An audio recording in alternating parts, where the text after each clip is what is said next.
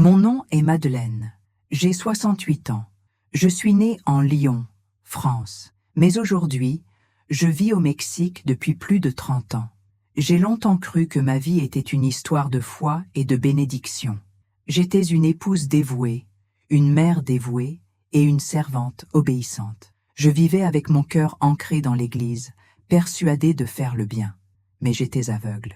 Et quand j'ai ouvert les yeux, c'était trop tard. Aujourd'hui, j'ai quelque chose à vous dire. Pas pour moi, mais pour mes 3 enfants qui ne sont plus là. 3 enfants partis de manière différente, à des moments différents, mais qui ont porté la même blessure cachée, une blessure ouverte, dans un lieu qui prétendait protéger, aimer et guérir. Mais au fond, des secrets cachés qui tuent en silence. Si vous écoutez ceci en ce moment, s'il vous plaît, écoutez avec un cœur ouvert, car ce que je vais vous dire n'est pas facile, ni pour moi, ni pour vous. Mais il faut le dire, car tant que le silence règne, la douleur se répète. Et peut-être que quelqu'un, là-bas, de l'autre côté de l'écran, vit exactement ce que j'ai vécu. Et je pense que tu es seul. Je pensais que la foi était un bouclier. Mais dans mon histoire, la foi mal orientée est devenue un piège. Et je vous dis cela aujourd'hui seulement parce qu'il y a d'autres mères comme moi qui sont encore pris entre la culpabilité, la peur et le désir de protéger leurs enfants, sans savoir que le danger peut résider au sein même de l'Église. Si cette histoire touche votre cœur, je vous demande humblement, laissez un lien pour que cette vidéo atteigne plus de personnes. S'abonner sur la chaîne pour suivre les prochains reportages et commenter ci-dessous d'où vous regardez, votre ville et votre pays. Car plus les gens vous écouteront, plus le silence aura du mal à l'emporter. J'ai rencontré la lumière du monde à 24 ans. À cette époque, ma vie était un enchevêtrement de questions. Je venais de perdre ma mère d'une maladie brutale et cruelle. Mon père ne m'avait pas adressé la parole depuis mon départ de France, et je me sentais comme une feuille volante, seule, déracinée et en quête de sens. C'est alors qu'une voisine m'a invitée à une réunion spéciale. Elle m'a dit que c'était différent de tout ce que j'avais jamais vu, que là-bas je trouverais la vraie paix, le salut, la famille qui ne m'abandonnerait jamais. J'y suis allée, non pas par foi, je l'avoue, mais par désespoir. Et dès le premier soir, j'ai été accueillie par des câlins, des sourires et des chants qui ont semblé me réchauffer le cœur. On m'appelait sœur. On me disait que Dieu m'avait choisie, qu'il avait entendu mon cri, et que c'était ici que je serais enfin guérie. C'était comme entrer dans un abri après une longue tempête. Pour la première fois depuis longtemps, j'ai senti que quelqu'un se souciait de moi, et cela m'a profondément touchée. Je me consacrais à la doctrine avec une soif qui venait du plus profond de mon âme. À chaque office, à chaque lecture, à chaque jeûne, je me sentais façonnée par quelque chose de plus grand. On disait que la lumière du monde n'était pas seulement une église, mais unique, la véritable église, la seule voie, la seule porte. Tout ce qui était en dehors de cela était ténèbres. Tout ce qui était en dehors de cela était risque, perdition, péché. Et moi, qui avais déjà éprouvé la douleur de vivre loin de tout soutien, je m'accrochais à cette certitude comme quelqu'un qui s'accroche à une planche en mer. Lorsque j'ai rencontré mon futur mari, un homme respecté et dévoué, né dans l'Église, j'ai senti ma vie prendre enfin forme. Il était doux, attentionné, plein de paroles bibliques et d'un sens profond de la vie qui m'a enchantée. Le mariage a été célébré comme une grande bénédiction.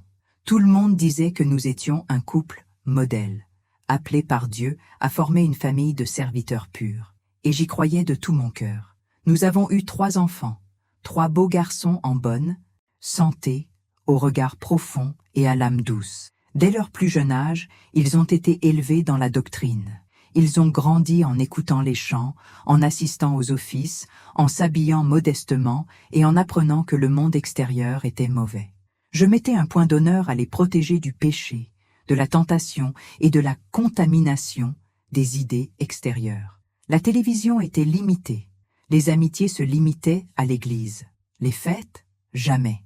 Rien qui ne soit approuvé par le ministère. Et c'est ainsi que j'ai acquis la conviction que j'étais une bonne mère, parce que je protégeais mes enfants du mal. Le temple est devenu notre seconde maison. Nos dimanches, nos nuits de prière, nos jeûnes collectifs, tout tournait autour des activités de l'Église. Mes enfants ont grandi agenouillés par terre, priant dans des langues que j'avais encore du mal à comprendre, loués pour leur obéissance et leur douceur d'esprit. Tout le monde me disait que j'étais bénie, que Dieu m'avait récompensé pour mon dévouement en m'accordant des enfants pieux. Et j'ai souri, fière, naïve. Je croyais sincèrement que j'élevais des hommes de Dieu, que ma famille était sainte, qu'aucun mal ne nous toucherait tant que nous suivions les règles. Et il y avait des règles sur la façon de s'habiller, de parler, de s'asseoir, des règles sur ce qu'il fallait écouter, ce qu'il fallait taire, ce qu'il fallait éviter, des règles sur la façon de discipliner les enfants afin qu'ils ne s'écartent jamais du droit chemin.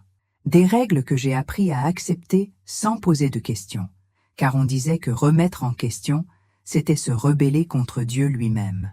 Mais derrière tout ce zèle, il y avait quelque chose que je ne voyais pas, quelque chose qui se cachait peut-être dans l'ombre de la rigidité, dans le silence des petits matins, dans les expressions que je feignais de ne pas remarquer.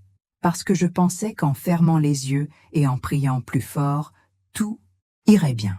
Parce que je pensais qu'il me suffisait de faire confiance aux responsables, aux pasteurs, aux ministres, pour que mon foyer reste protégé. Mais j'avais tort. Ce que je ne savais pas, et ce que je n'allais comprendre que bien des années plus tard, c'est que le danger que je craignais tant à l'extérieur était déjà entré par la porte d'entrée et que toute ma foi, tous mes efforts, toutes mes prières n'ont pas suffi à empêcher la tragédie, parce que je combattais les mauvais ennemis, et que je faisais confiance à ceux en qui je n'aurais jamais dû avoir confiance. Cette partie de mon histoire est la plus douloureuse, car c'est à ce moment-là que j'ai commencé à perdre mes enfants, pas tous d'un coup, mais petit à petit, d'abord émotionnellement, puis spirituellement, et enfin physiquement. Mais à ce moment-là, tout semblait encore parfait, et je croyais encore être au bon endroit. Et c'est peut-être pour cela que la douleur était si profonde. Car lorsque la destruction survient là où vous pensiez le plus être en sécurité, cela ne déchire pas seulement la chair, cela déchire l'âme. En épousant Samuel, j'ai cru franchir une nouvelle étape dans le plan parfait de Dieu pour ma vie. C'était un homme ferme, discret, mais respecté de tous. Dès l'adolescence, il était perçu comme un appelé au ministère. Il avait de l'assurance. Il savait s'exprimer avec des mots bibliques. Il ne plaisantait jamais beaucoup. Mais pour moi, c'était un signe de sérieux. Un véritable homme est ainsi, retiré, concentré sur les choses d'en haut, me disait-on. Et je le répétais avec fierté. Mon mari était obéissant à son ministère, strict avec les coutumes, exemplaire dans le jeûne, et surtout zélé pour son foyer. Pour moi, je me sentais privilégiée. Après tout, toutes les sœurs n'avaient pas un mari à leur côté qui les guidait spirituellement, qui réveillait les enfants pour prier avant le lever du soleil, qui lisait les textes de l'Église à voix haute, qui exigeait un jeûne complet chaque semaine. Notre foyer était, comme on disait, un exemple pour les autres, et j'assumais ce rôle avec gratitude.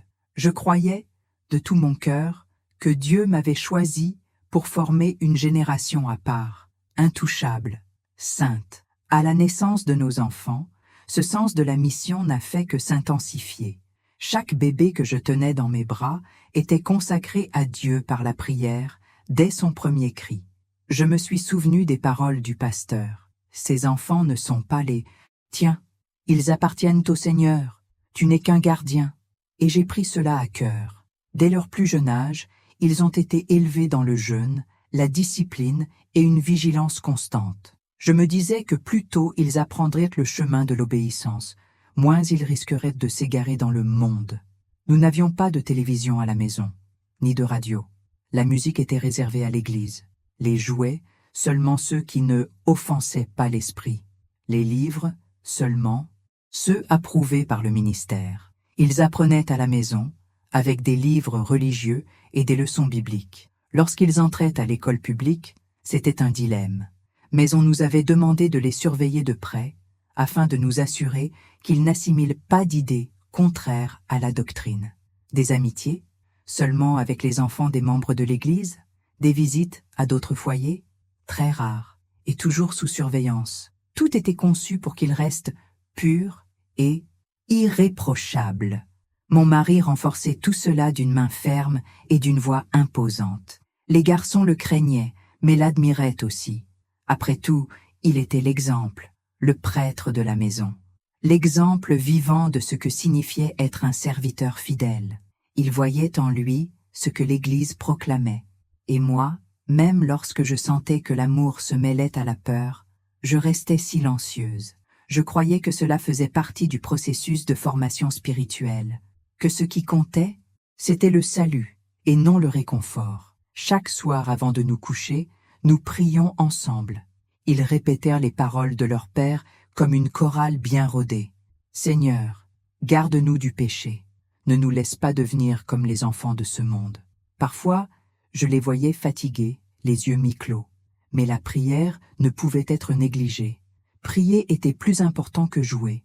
Jeûner était plus important que rire. Servir l'Église était plus important que tout le reste.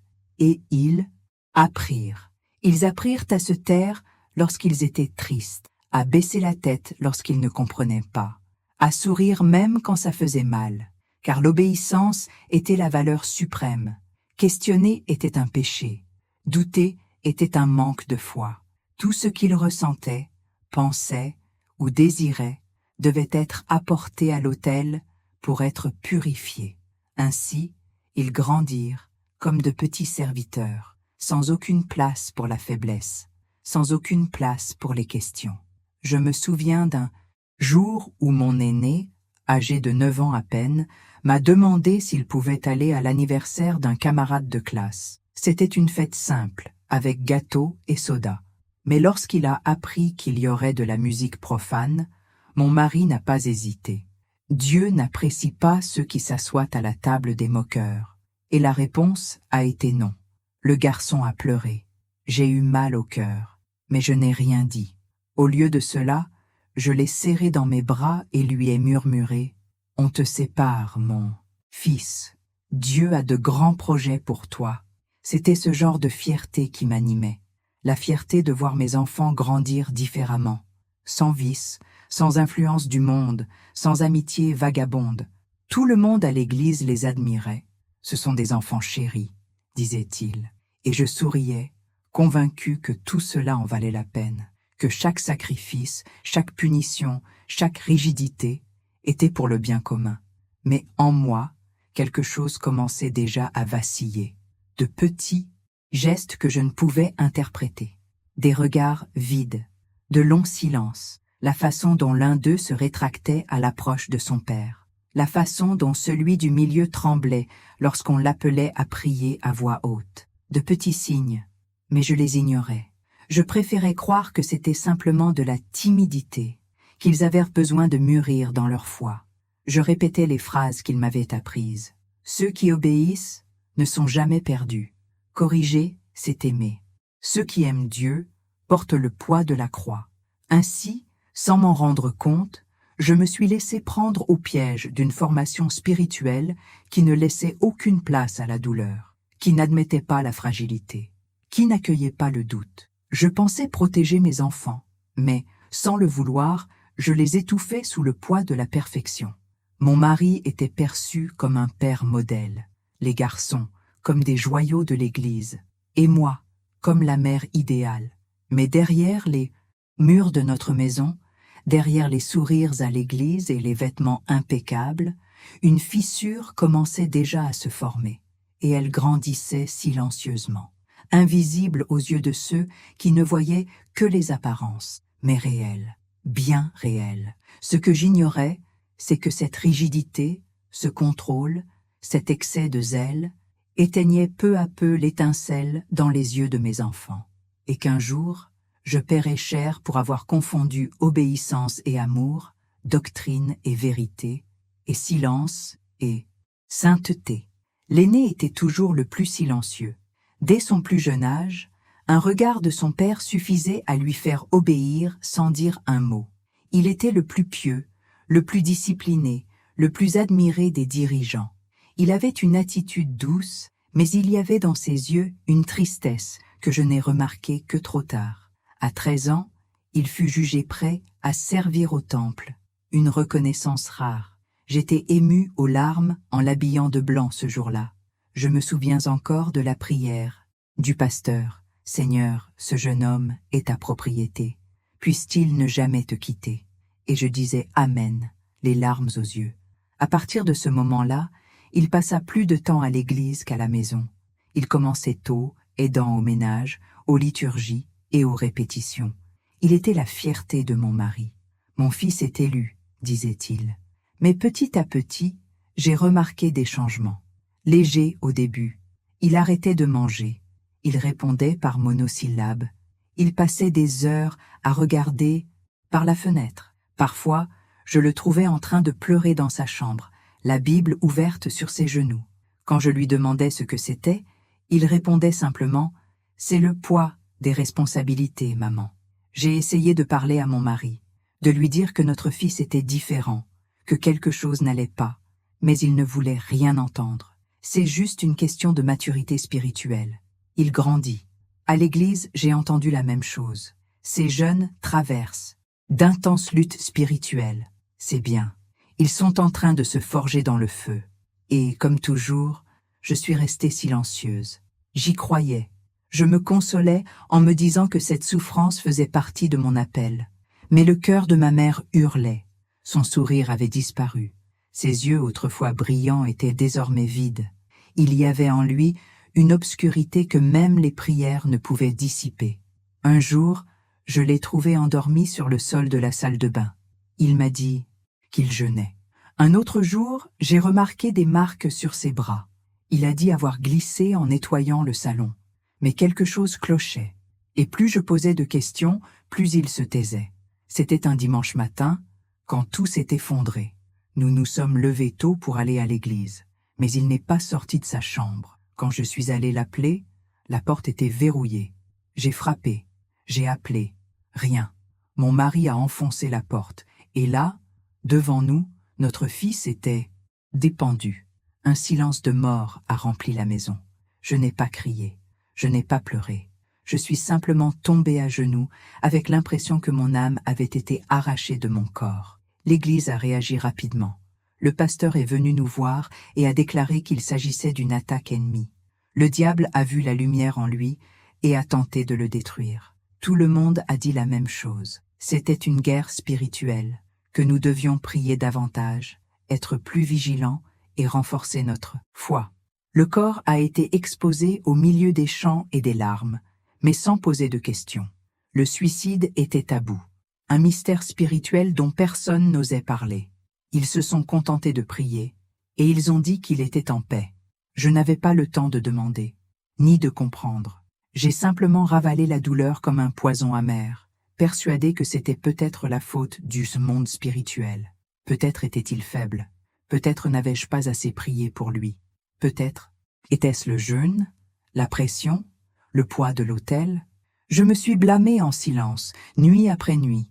Chaque souvenir de lui était comme un couteau dans ma poitrine. Mais, avec le temps, quelque chose en moi a commencé à douter.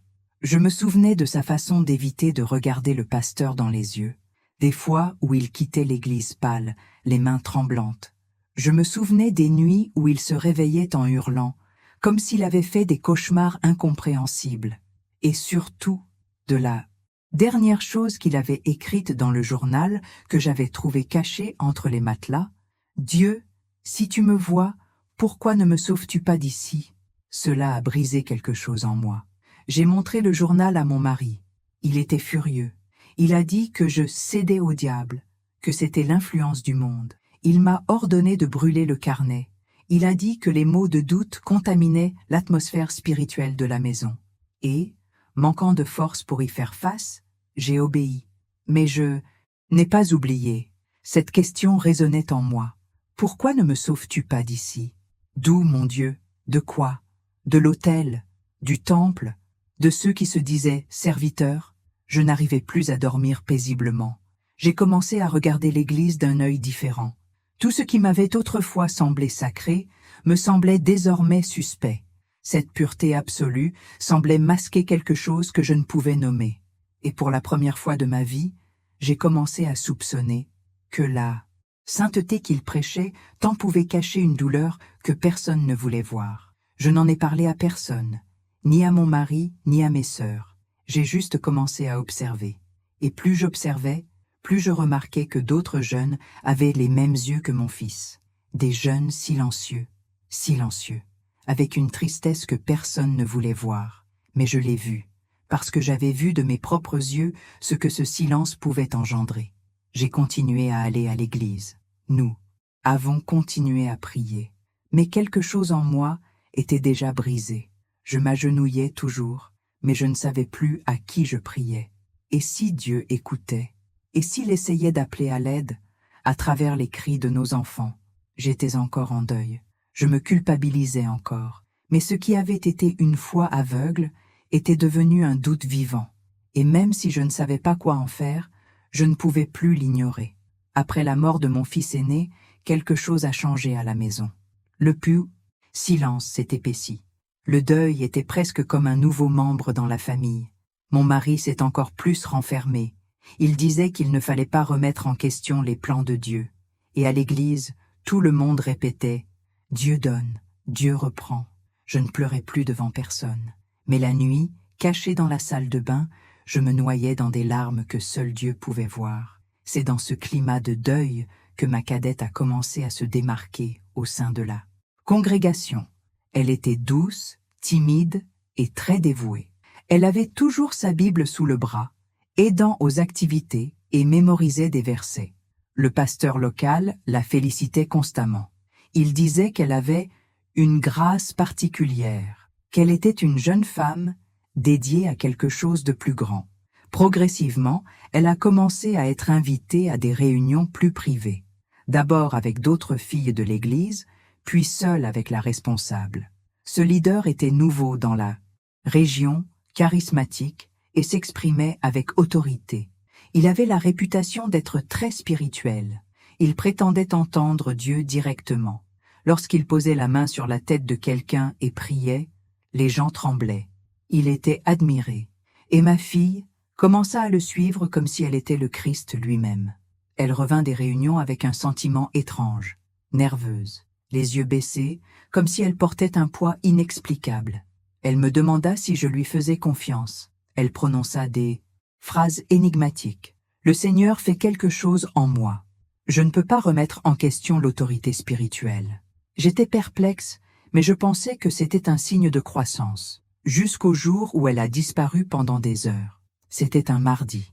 Elle était sortie aider à organiser un office religieux et n'était pas rentrée à temps. J'ai appelé. J'ai envoyé un SMS. Rien. Elle n'est réapparue que le soir même, pâle, incapable de me regarder dans les yeux. Je l'ai serrée, dans mes bras, désespérée. Je lui ai demandé où elle était. Elle a simplement répondu « avec la servante du Seigneur ». J'ai essayé d'insister, mais elle m'a repoussée en pleurant. « Maman, tu ne comprendrais pas. Il me prépare spirituellement. Ce n'est pas quelque chose qu'on peut expliquer avec des mots charnels. » Cette nuit-là, j'ai ressenti un frisson qui ne voulait pas disparaître. Je voulais croire que j'exagérais, que ma fille était engagée dans la foi, que c'était une œuvre de l'esprit. Mais mon âme hurlait, le même cri silencieux que j'avais ressenti avant la mort de mon fils. C'était comme si Dieu me secouait de l'intérieur, essayant de me réveiller. Au fil du temps, ma fille a commencé à perdre du poids. Elle perdait le sommeil. Elle avait des crises d'angoisse. Parfois, je la trouvais en train de prier seule, face contre terre, tremblante. Je lui demandais si tout allait bien. Elle répondait toujours oui, que cela faisait simplement partie du processus. Un jour, j'ai essayé de lui interdire d'assister aux réunions avec le responsable, mais elle m'a regardé avec un désespoir qui m'a brisé le cœur. Si je désobéis, j'irai à l'encontre du Saint-Esprit. À l'église, tout le monde la traitait comme une personne spéciale. On disait qu'elle était lapidée, qu'elle souffrait parce qu'elle était si spirituelle. Et moi, Je me taisais. Une fois de plus, j'ai choisi de croire à la version de la foi et non à la douleur qui habitait mon foyer. Jusqu'au jour où tout s'est répété. Comme un cauchemar, j'ai trouvé ma fille inconsciente dans la salle de bain. À côté d'elle, des flacons de médicaments. Je l'ai emmenée d'urgence à l'hôpital, le cœur brisé. Mais c'était trop tard. Elle n'a pas survécu. Ma petite fille, ma lumière, mon espoir, avait disparu. Elle n'a laissé qu'un mot. Je ne peux plus prétendre que cela vient de Dieu. J'ai craqué, j'ai crié, j'ai pleuré, j'étais en colère. J'aurais voulu arracher les bancs de l'église à main nue. Mais tout ce que j'ai entendu de la part du responsable de la veillée, c'est « Elle était spirituellement faible. L'ennemi a trouvé une faille. » Cela m'a déchiré. La même phrase, la même froideur. Comme si nos enfants n'étaient que des instruments jetables dans la bataille invisible entre le bien et le mal. Comme si la douleur des mères n'était qu'un dommage collatéral de l'action de Dieu. Mais je n'étais plus la même. Le chagrin de la première perte m'avait déchiré. Cette seconde m'a coupé en deux.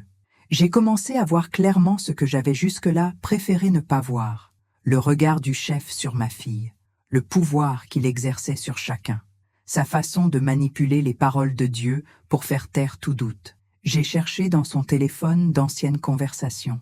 J'ai trouvé des messages du chef, des versets entremêlés de phrases confuses, des éloges ambigus, des promesses de guérison spirituelle par la soumission, des mots doux qui cachèrent du venin. L'un d'eux m'a fait trembler.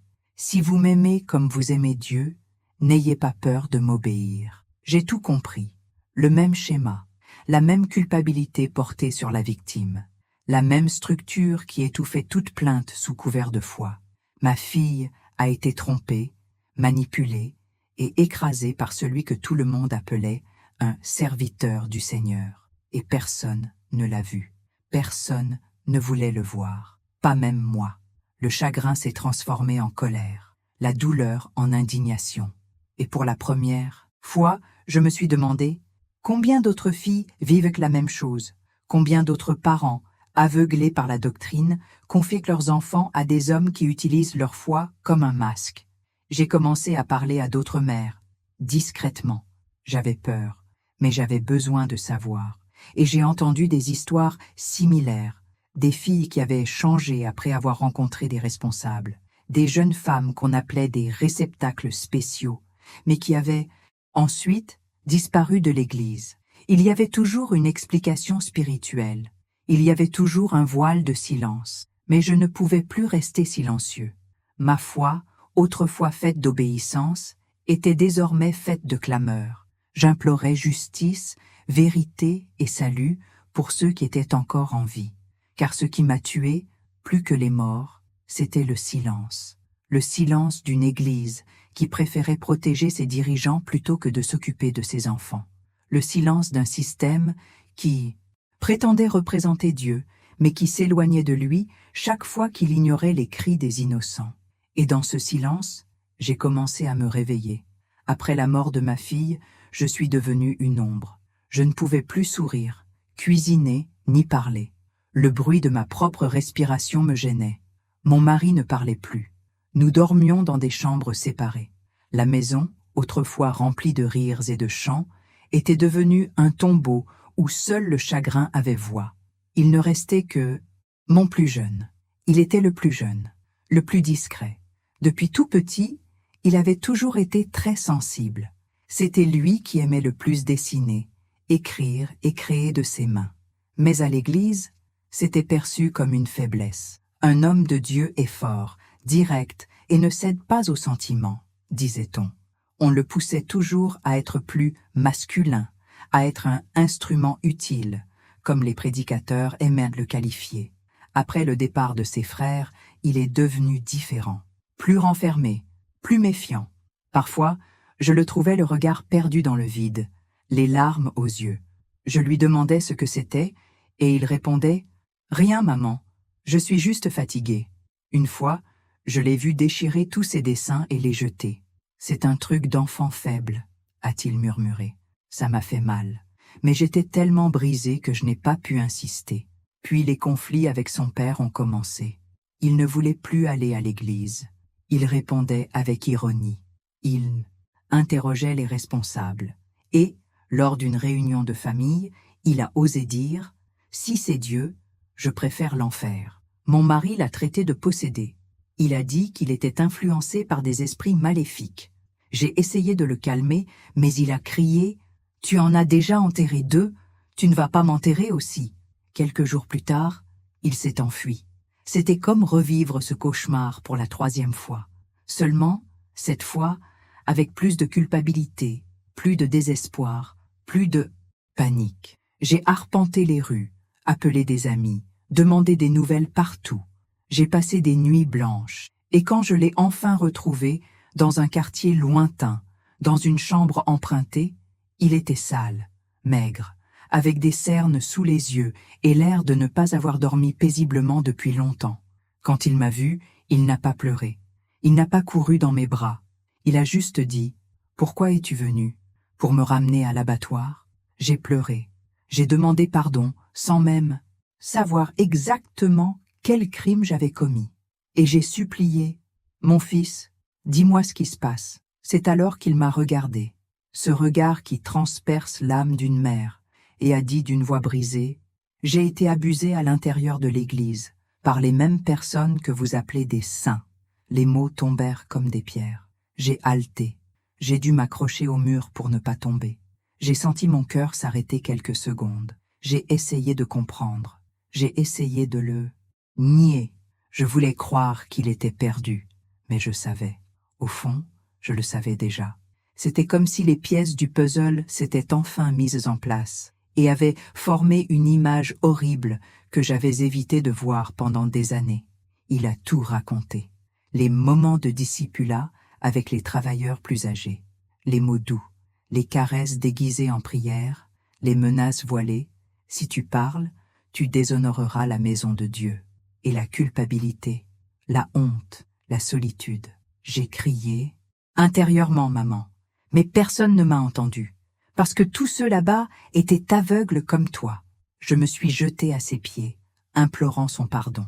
Mais comment pardonner à une mère qui a livré son fils au loup, le prenant pour un berger? Après cela, il est rentré chez lui, mais il n'a plus jamais été le même. Il sombra dans une profonde dépression. Il dormait toute la journée. Il se réveillait la nuit, errant dans la maison. Il cessa de manger. Il cessa de parler. Ses yeux, qui brillaient autrefois de curiosité, étaient désormais morts, même ouverts. Je l'ai emmené voir des psychologues, mais il refusait toute aide. Il disait que personne ne pouvait lui prendre ce qui lui avait déjà été volé, son âme. J'ai essayé de parler à l'église. Je suis allé voir le pasteur. Je lui ai tout raconté. Et ce que j'ai entendu, c'est « Tu dois faire attention aux paroles de ton fils. Il souffre spirituellement. Parfois, les jeunes confondent expérience physique et traumatisme. » J'ai entendu ça, de la bouche d'un homme qui prétendait représenter Dieu. Et à cet instant, quelque chose en moi est mort. La confiance, la révérence, la foi aveugle. Tout a brûlé d'un coup, comme de la paille devant la vérité. J'ai commencé à prendre soin de mon fils comme quelqu'un qui essaie de tenir du verre brisé à main nue. Chaque jour, il en cassait davantage. Il prenait des médicaments en cachette. Il s'est enfui à nouveau. Il est revenu. Il a arrêté de se laver. Il disait que son corps ne lui appartenait plus. Jusqu'au matin où le bruit de l'ambulance a brisé le silence de la rue. Mon fils, mon dernier fils, est mort d'une overdose. 3 enfants, 3 histoires, 3 funérailles et une seule racine. Une église qui se prétendait sainte, mais qui cachait la pourriture derrière des rideaux dorés. J'ai pleuré jusqu'à ce que mon corps soit vidé de ses larmes, jusqu'à ce que mes yeux ne puissent plus voir. J'ai rampé dans tous les recoins de la maison, criant à Dieu. Pourquoi? Et pour la première fois, j'ai entendu une réponse différente en moi. Je n'ai pas détruit vos enfants. Ils ont été tués par le silence des hommes. C'est à ce moment-là que tout s'est ouvert devant moi. Ce n'était pas Dieu, ce n'était pas l'ennemi, ce n'était pas le destin. C'était un système conçu pour protéger ceux qui détiennent le pouvoir et faire taire ceux qui souffrent. C'était une structure où les abus étaient habillés de sainteté et la douleur était appelée faiblesse spirituelle. Et moi, qui avais consacré toute ma vie à cet édifice, j'étais désormais seule, veuve, sans enfant, orpheline d'un Dieu qui n'avait jamais eu sa place dans ce temple. Mais quelque chose en moi a décidé de ne pas mourir avec, parce que si je me taisais maintenant, tout cela aurait été en vain. Après les funérailles de mon dernier enfant, je ne suis jamais rentrée chez moi. J'ai passé des nuits à errer dans les rues de la ville, vêtue d'un chemisier léger, l'âme à vif. Je ne ressentais ni faim ni froid, juste une douleur lancinante qui me serrait de tout mon corps. J'ai levé les yeux vers le ciel et demandé « Pourquoi ? Pourquoi ? Pourquoi ?» comme un enfant perdu implorant un câlin, mais ne trouvant que le silence. Ce n'était plus seulement du deuil, c'était de la révolte. Pour la première fois, j'ai commencé à haïr le Dieu qu'on m'avait appris à aimer, ce Dieu sévère et exigeant qui m'ordonnait de jeûner, de me taire, d'obéir, de supporter, celui qu'on m'avait appris à craindre plutôt qu'à croire. J'avais l'impression qu'il m'avait abandonné, ou pire, qu'il n'avait peut-être jamais été là.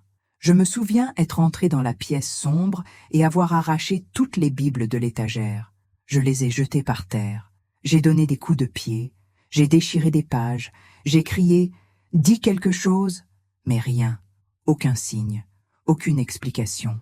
J'ai commencé à me dégoûter de moi-même, dégoûté d'avoir défendu aveuglément ce lieu, d'avoir réduit au silence ceux qui m'avaient averti, d'avoir détourné le regard des signes. Je me croyais une sainte, une femme de foi, mais maintenant, je me voyais comme une complice. J'avais protégé les loups par mon silence. J'avais jeté mes enfants dans la gueule du lion, pensant les mener à l'autel. C'est cette culpabilité qui m'a écrasée. La honte m'empêchait de sortir, traverser la rue et croiser des voisins, des mères d'autres enfants de l'église. C'était comme si 1000 regards m'accusaient en même temps. Elle a perdu tous ses enfants. Elle a dû faire quelque chose de mal. J'entendais des voix dans ma tête, même dans le silence. Et pire encore, parfois, je les entendais de la bouche d'autres croyants. Un diacre m'a dit à l'entrée du temple, « Tu dois t'examiner. Où est ta consécration ?» J'ai failli l'attaquer, mais je me suis retenue. Je suis rentrée chez moi, je suis allée aux toilettes et j'ai vomi jusqu'à en avoir le vertige. Ce n'était pas un chagrin normal, c'était une sorte d'empoisonnement de l'âme, un mélange toxique de culpabilité, de foi et de douleur. J'ai arrêté de prier. Je ne supportais plus de m'agenouiller et de répéter des phrases qui me semblaient désormais creuses. Saint, Saint, Saint. Comment pouvais-je qualifier de saint un Dieu qui avait permis tout cela, qui avait laissé ma fille se faire violer par un serviteur, qui avait vu mon fils mourir lentement de dépression, qui avait vu mon plus jeune fils implorer de l'aide sans rien faire? J'ai commencé à douter de ma propre santé mentale. Ai-je été trompée par un mensonge dès le début? Dieu existe-t-il vraiment? Et s'il existe, est-il bon ou fait-il juste semblant?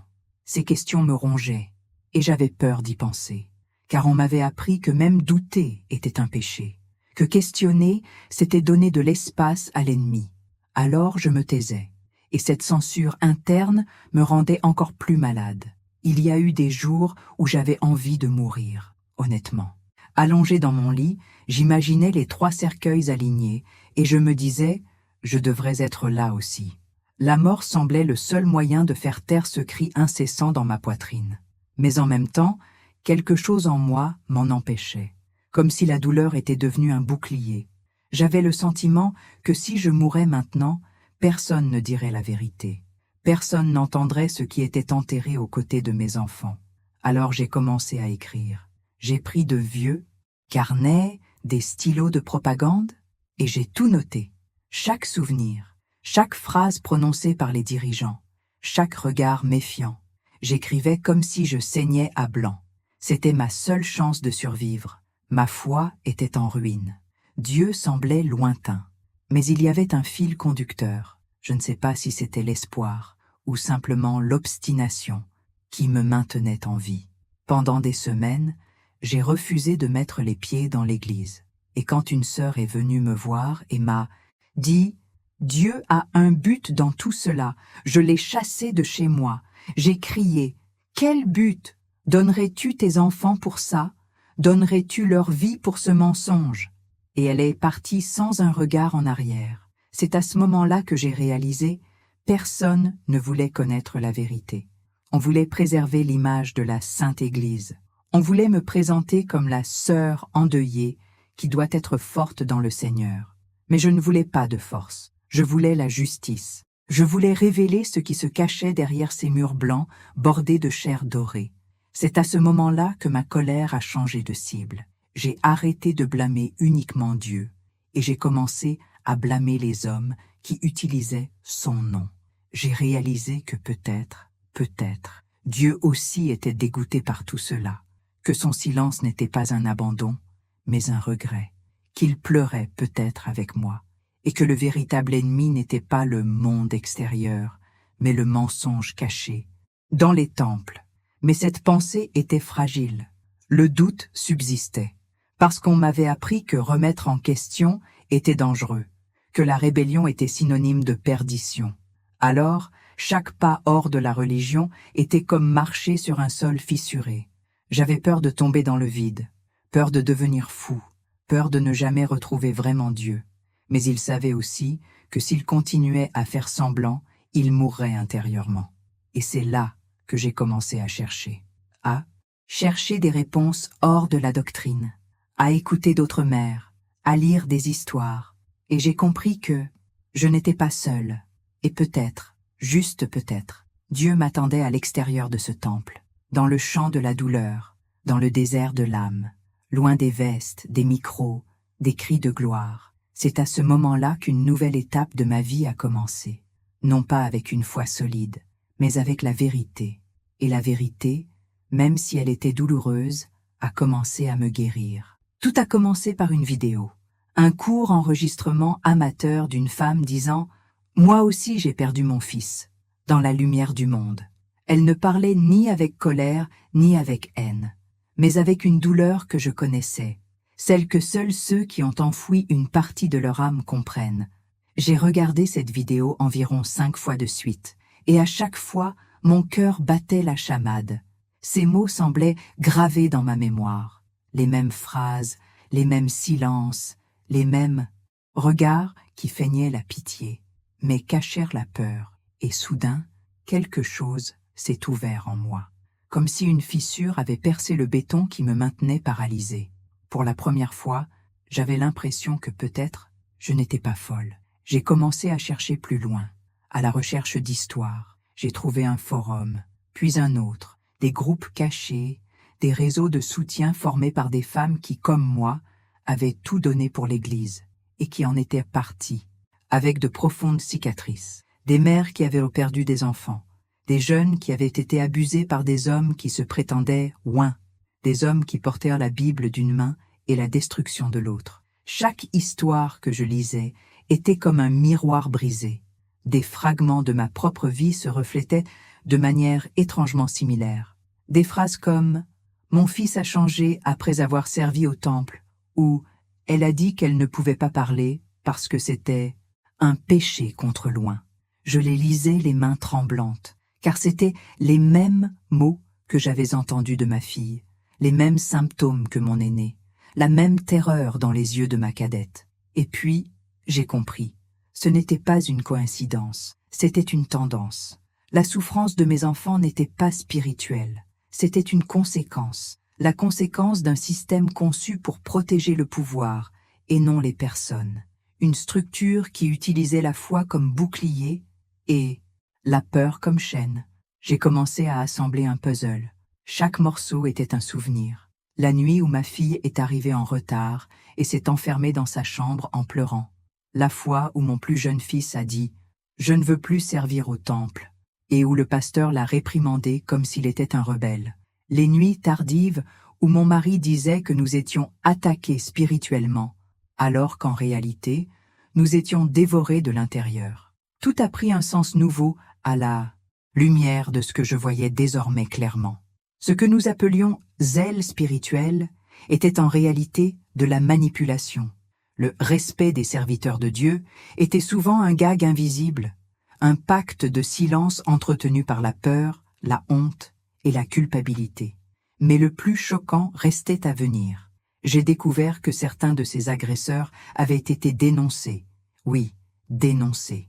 Et pourtant, ils continuaient d'occuper des postes, de diriger des services et de prêcher. Les dirigeants étaient au courant. Ils savaient. Mais ils préféraient protéger le nom de l'institution. Ils préféraient préserver l'apparence d'une Église sainte plutôt que d'écouter les cris des victimes. En lisant cela, j'ai eu envie de crier. Je tremblais de partout. Mes mains étaient moites. La chaleur me montait au visage, comme si je brûlais de l'intérieur. Je me suis souvenu du leader que ma fille disait admirer. Et maintenant, j'ai compris. Ce n'était pas un homme de Dieu. C'était un prédateur, déguisé en berger. La douleur s'est transformée en fureur. Je me souvenais des fois où l'on me disait « Ma sœur, couvre-toi de prière, ne donne pas prise au diable, fais confiance à loin. » Et maintenant, je comprenais que tout cela n'était qu'un jeu de contrôle pervers, où les gens n'étaient que des pièces remplaçables. Je me suis souvenu quand ma fille, les yeux rougis, m'a dit « Maman, tu ne comprendrais pas. » Elle avait raison. À l'époque, je ne voulais pas comprendre. Je voulais juste préserver l'image, la fierté, la certitude que ma foi était vraie. Mais aujourd'hui, aujourd'hui, je comprends. Je comprends chaque larme qu'elle n'a pas pu expliquer, chaque silence, chaque regard d'aide déguisé en « je vais bien ». Et une autre vérité m'a déchiré de l'intérieur. J'ai participé à cela, pas activement, mais par mon silence, par mon aveuglement, par la façon dont j'ai élevé mes enfants à obéir sans poser de questions. Je leur ai appris à faire davantage confiance aux dirigeants qu'à leurs propres sentiments, à garder le silence face à l'inconfort, à accepter la douleur comme une épreuve de foi. J'étais une victime, mais aussi un instrument. Et cette prise de conscience m'a fait plus mal que tout. Les nuits suivantes furent blanches. J'ai lu jusqu'au lever du soleil, des témoignages, des rapports, des documents cachés. J'ai vu des noms, des visages, des villes. J'ai compris que mon histoire ne faisait pas exception. Elle s'inscrivait dans une toile, une structure qui se répète en de nombreux endroits. Le même langage, les mêmes excuses, la même méthode. Et dans ce processus, quelque chose en moi a changé.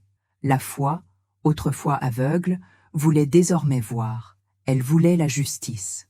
Elle voulait la vérité. Elle voulait que d'autres mères sachent. Elle voulait que d'autres filles n'aient pas à subir ce que la mienne a vécu. Elle voulait que d'autres enfants grandissent libres, loin des manipulations religieuses. C'est à ce moment-là que j'ai décidé que le simple fait de savoir ne suffisait pas. J'avais besoin de faire quelque chose, parler, raconter, signaler, même si j'avais peur, même si je tremblais, même si j'étais seule, parce que le silence de l'Église a tué mes enfants. Mais mon silence actuel ne tuera personne d'autre. C'est un dimanche matin qu'elle prit sa décision. Ce jour-là, elle se lèverait tôt depuis des années, enfilerait ses plus beaux vêtements, se coifferait et marcherait d'un pas décidé vers le temple. Mais, ce jour-là, elle ne le fit pas. La robe resta dans le placard, la Bible fermée. Et pour la première fois depuis des décennies, le silence de la maison lui parut comme une source de liberté. Fran savait ce que cela signifiait. Elle savait ce qu'il dirait. Traître, faible, retors, une chute spirituelle, une honte pour la confrérie. Elle entendait déjà les voix, imaginait les regards noirs, ressentait le poids des mots qui étaient sortis de sa propre bouche lorsqu'elle avait vu les autres tomber. Mais maintenant, elle savait. Ce n'était pas une chute, c'était une libération. Ce ne fut pas une décision facile. La douleur de rompre avec quelque chose d'aussi profondément enraciné n'était comparable qu'à celle d'enterrer ses enfants. Car c'était une nouvelle mort, la mort de l'identité qu'elle avait portée pendant tant d'années.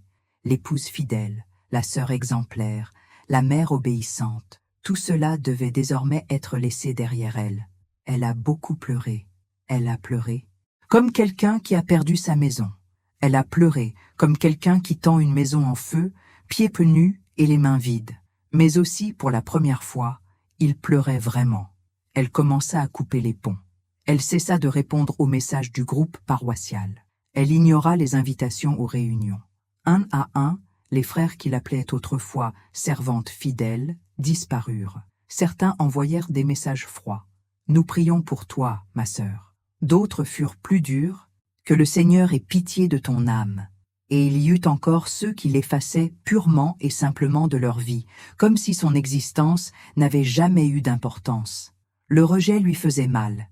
Il la faisait souffrir, car elle espérait, au fond d'elle, que quelqu'un lui poserait la question avec amour, que quelqu'un lui dirait « Fran, raconte-moi ce que tu as découvert. » Mais non, le système n'autorise pas le dialogue, seulement le silence ou l'excommunication.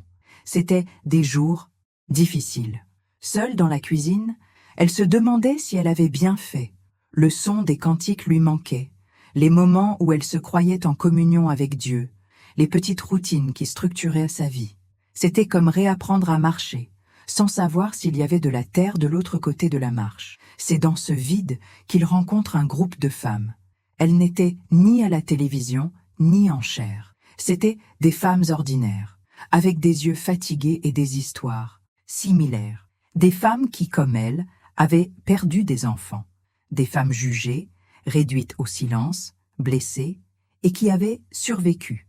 L'une d'elles a dit « Je pensais être seule, jusqu'à ce que j'entende votre histoire. » Et une autre a ajouté « Votre douleur m'a donné du courage. » Ces relations ne s'accompagnaient d'aucune promesse.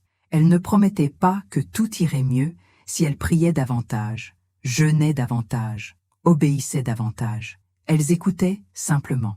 Elles accueillaient. Elles comprenaient. Et ce fut, pour Fran, le premier véritable miracle qu'elle vécut hors des murs de la lumière du monde. Un lent processus commença, presque imperceptible, mais vrai. Elle ouvrit de nouveau la Bible, mais avec un regard différent. Elle lut les paroles de Jésus et pleura, non pas par crainte de l'enfer, mais parce que, pour la première fois, elle réalisait qu'il n'avait jamais été du côté des temples, des trônes et des titres. Jésus était aux côtés des marginalisés, des exclus, des mères qui pleuraient en silence. C'est alors qu'il écrivit une phrase dans son carnet, une phrase qu'il porterait comme un bouclier et un baume.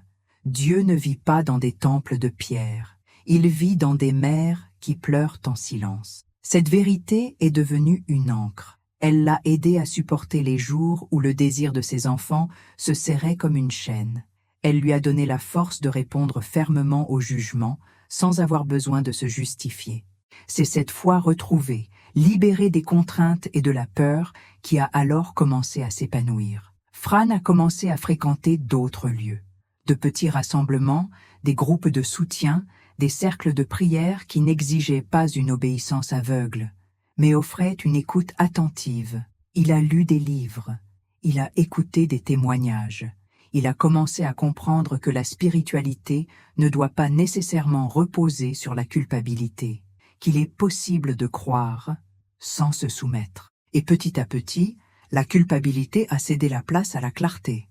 Elle n'avait pas trahi Dieu. Elle avait rompu avec une structure qui se prétendait divine mais dissimulait des abus.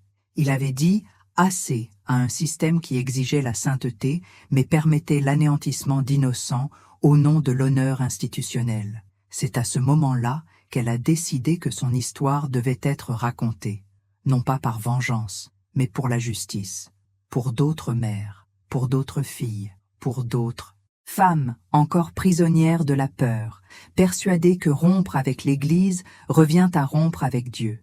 Fran voulait qu'il sache, ce n'est pas. Dieu était là, dans l'étreinte de cette femme qui l'écoutait sans la juger, dans la larme qui coulait alors qu'elle priait seule chez elle, dans l'instant où elle disait à voix haute « Je crois que la vérité libère », car maintenant elle savait, la vraie foi n'exige pas de taire sa douleur, la vraie foi accueille, affronte, guérit, et même si elle ne pourra jamais oublier les enfants qu'elle a perdus, Fran marche avec la certitude qu'ils ne sont pas morts en vain, que leur histoire, à travers sa voix, peut sauver d'autres personnes.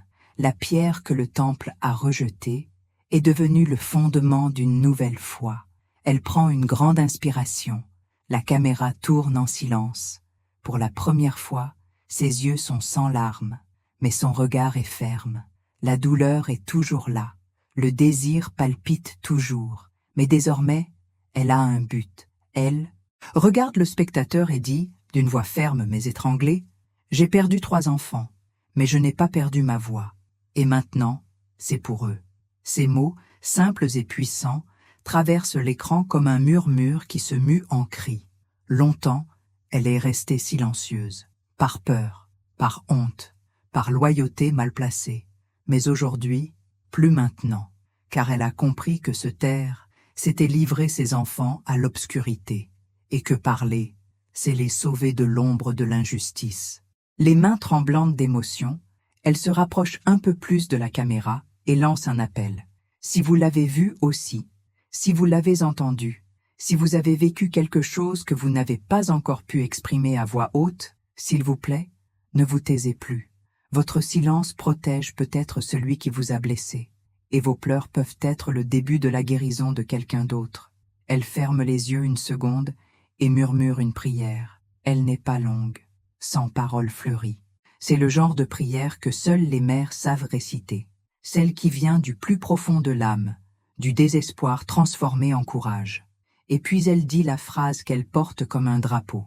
Ce n'est pas le péché qui détruit, c'est le silence qui le protège. Elle sait désormais que le plus grand mal qui affligeait sa famille n'était pas seulement les abus en eux-mêmes, mais le système qui les dissimulait, les sermons qui les justifiaient, les dirigeants qui privilégiaient la réputation à la rédemption. Les bancs restaient pleins alors que des cœurs étaient détruits en secret. Elle sait que la justice ne vient pas toujours des hommes, mais elle croit profondément qu'il existe un Dieu qui entend les voix silencieuses, et que si la foi est plus forte que la peur, aucune obscurité ne dure éternellement. Alors, avant de conclure, elle regarde une fois de plus le public, comme si elle s'adressait directement à quelqu'un qui a besoin de l'entendre, et dit « Si vous êtes arrivé jusqu'ici, c'est parce que quelque chose en vous réclame une libération. Et je suis là pour vous le dire. Vous n'êtes pas seul. Votre foi peut encore s'épanouir au-delà des murs de la douleur. Et votre silence n'est pas destiné à durer éternellement. » Elle tend la main comme pour offrir sa compagnie pour traverser une vallée sombre, et invite, avec affection, si cette vidéo vous a touché, si elle vous a rappelé quelque chose ou quelqu'un, laissez un j'aime. Cela aide plus de gens à trouver du courage. Abonnez-vous à la chaîne. Je suis là pour raconter d'autres histoires comme la mienne. Des histoires vraies, de mères, d'enfants, de vraies personnes, qui ont pleuré, qui sont tombées, mais aussi qui se sont relevées. Et avec un sourire timide mais sincère, elle ajoute « Et si vous pensez que ce message vous est destiné, commentez ci-dessous. Ma foi est plus grande que la peur. » Car c'est ce qui nous unit, ni la religion, ni le temple, mais la foi qui perdure même quand tout s'écroule. L'écran s'éteint lentement. La musique de fond est douce, presque comme une respiration. Mais avant de disparaître complètement, elle laisse un dernier message. Et si vous souhaitez entendre une autre histoire vraie de dépassement, de souffrance, de vérité et de guérison, cliquez simplement sur la vidéo qui apparaît sur votre écran. À bientôt.